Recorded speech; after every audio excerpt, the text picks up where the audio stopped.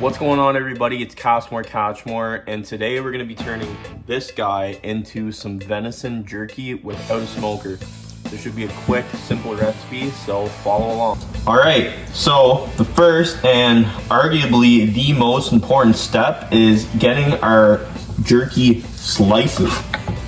It's very, very important that there's no fat on the pieces of meat you're cutting into strips, because fat can turn rancid over time and we don't want that happening in our jerky. We like our strips to be a good 1/4 inch, maybe even thinner. I think that this is the most important step of the whole jerky process. I know a lot of people want to rush this and get it done. It is tedious, but I really think it makes the batch of jerky that much better if you have consistent size and shape of strips for your batch. Okay, so now that we have our strips all prepared here, it is time to add the marinade. I've already went ahead and combined the dry ingredients, but it is 1 1/4 teaspoons of pepper, 1 1/4 teaspoons of garlic, 2 1/2 teaspoons of onion powder, 5 teaspoons of hickory smoked salt, and 1 1/4 teaspoon of paprika. So let's go ahead and add that in. And then for the wet portion, it's 2 cups of soy sauce, 5 tablespoons of Worcestershire sauce, some lemon, and some ginger, just a bit. No exact measurement there. So you're gonna wanna make sure that you mix this in very thoroughly and make sure that everything is covered.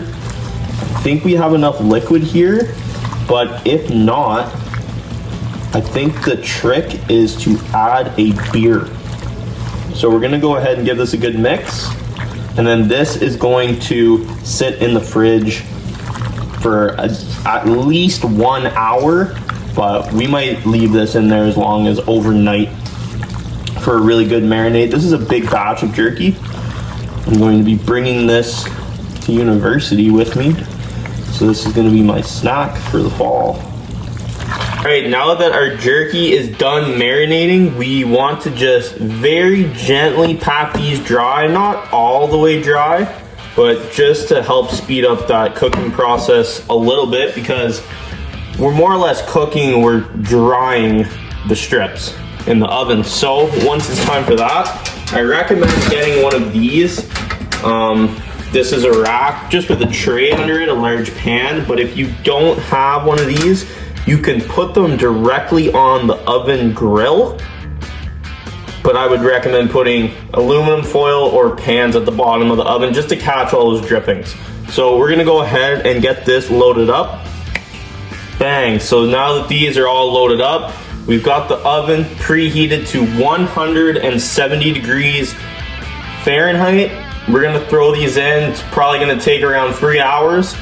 Not an exact time, but we're looking for a nice brittle texture, which we'll see here shortly. All right, so the jerky's been in the oven at 170. We left it in there for about 3 hours. I just got my wisdom teeth out, so I can't really eat it, but we got buddy Kyle here. He's gonna give you the rundown on how the jerk tastes. Go ahead. Yeah, go ahead, take a bite of that. Is that good jerky or what? Best jerky I ever had. Yeah?